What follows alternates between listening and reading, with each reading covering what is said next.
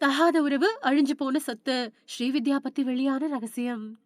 தமிழ் அப்புறம் மலையாள சினிமா 2லயுமே அதிகமான வரவேற்பு பெற்ற நடிகையா ஒரு காலத்துல இருந்தவங்க தான் நடிகை ஸ்ரீவித்யா. 1967கள்ல இவங்க தமிழ் சினிமாவுல நடிகையா அறிமுகமானாங்க.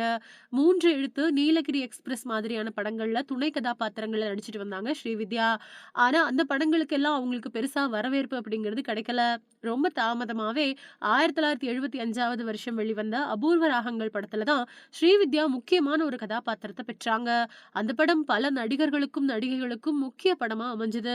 அந்த வகையில நடிகை ஸ்ரீவித்யாவுக்கும் அது முக்கியமான திரைப்படமா அமைஞ்சிருந்தது. அபூர்வ ராகங்கள் படத்தோட படப்பிடிப்பு நடந்துகிட்டு இருந்த காலகட்டத்திலேயே, ஸ்ரீவித்யாவுக்கும் கமலஹாசனுக்கும் இடையில காதல் ஏற்பட்டது. அத தொடர்ந்து அவங்களோட காதல் வெகு காலங்களாவே தொடர்ந்து வந்துகிட்டு இருந்தது. ஆனா ஏதோ ஒரு காரணத்தினால அதுக்கப்புறமா அவங்க 2 பேருமே பிரிஞ்சுட்டாங்க. அதுக்கு ஸ்ரீவித்யாவோட அம்மா தான் காரணம் அப்படின்னு பொதுவா பேசப்பட்டுச்சு.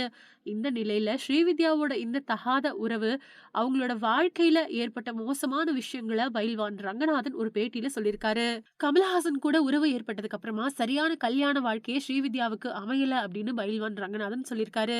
அவர் சொல்லும்போது கமல்ஹாசன் கூட காதல் தோல்வி ஏற்பட்டதுக்கு அப்புறமா மலையாள துணை இயக்குனர் ஒருத்தர கல்யாணம் பண்ணிக்கிட்டாங்க ஸ்ரீவித்யா. ஆனா அந்த கல்யாண வாழ்க்கை அவங்களுக்கு சரியா அமையல.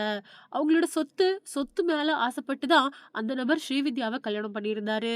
அதனால அவங்களோட சொத்துக்கள் மொத்தத்தையும் அவரு அழிச்சுட்டாரு. சம்பாதிச்ச சொத்துக்கள் முழுசையும் பறிகொடுத்துட்டு கடைசியில புற்றுநோயால பாதிக்கப்பட்டாங்க ஸ்ரீவித்யா.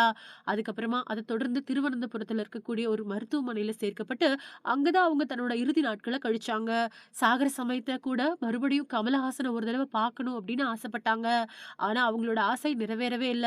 நெறைய பேட்டிகள்ல கமலஹாசன் பேசும்போது கூட ஸ்ரீவித்யாவ காதலிச்சத அவரே ஒத்துக்கிட்டாரு அப்படின்னு பயில்வான் ரங்கநாதன் சொல்லியிருக்காரு. கர்நாடக சின்னத்திரை துறையில பிரபலமாகி, அது மூலமா தமிழ் சினிமாவுக்கு வந்து பிரபலமானவங்க தான் நடிகை ரக்ஷிதா மகாலட்சுமி. முதலா ஏஷியாநெட் கன்னடா தொலைக்காட்சியில 2007வது வருஷம் ஒரு சீரியல் மூலமா அறிமுகமானாங்க ரக்ஷிதா மகாலட்சுமி. கன்னடத்துல 2010 வரைக்கும் சீரியல்ல நடிச்சுட்டு வந்தாங்க. அதுக்கப்புறமா தமிழ் தொலைக்காட்சி துறையில சீரியல்களுக்கு அதிக வரவேற்பு இருக்கிறது தெரிஞ்சுக்கிட்டாங்க ரக்ஷிதா. அதுக்கப்புறமா தமிழ்ல முயற்சி செய்ய ஆரம்பிச்சாங்க.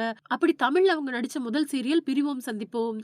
விஜய் டிவில ஒளிபரப்பான இந்த சீரியல் கொஞ்சம் வரவேற்பு பெற்றது. அதுக்கப்புறமா தொடர்ந்து இளவரசி அப்படிங்கிற சீரியல்ல நடிச்சாங்க. இந்த சீரியல் சன் டிவில ஒளிபரப்பாச்சு. அதுக்கப்புறமா இவங்களுக்கு அதிக வரவேற்பு பெற்றுக் கொடுத்தது சரவணன் மீனாட்சி சீசன் 2 சீரியல் தான்.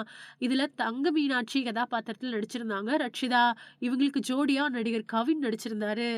அதுக்கப்புறமா அவங்களுக்கு அதிகமான வாய்ப்புகள் கிடைக்க ஆரம்பிச்சது. தொடர்ந்து சூப்பர் சிங்கர் ஜூனியர் இந்த மாதிரி சில விஜய் டிவி நிகழ்ச்சிகள்லயும் பங்கெடுத்துக்கிட்டாங்க ரக்ஷிதா.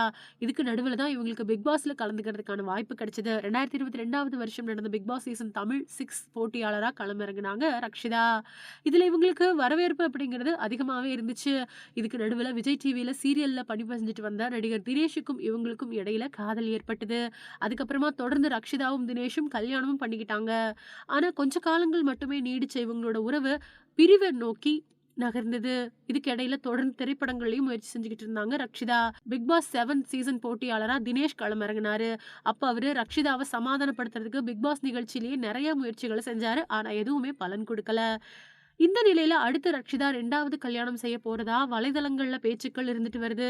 கன்னட சினிமாவுல வாய்ப்பு தேடி வரக்கூடிய ரக்ஷிதா, இப்போ கன்னட இயக்குனர் ஒருத்தர தான் கல்யாணம் பண்ணிக்க போறாங்க அப்படிங்கிற பேச்சுக்கள் இருந்துட்டு வருது. ஆனா இத பத்தி எந்த ஒரு அதிகாரப்பூர்வ தகவலும் இதுவரைக்கும் வெளியாகல.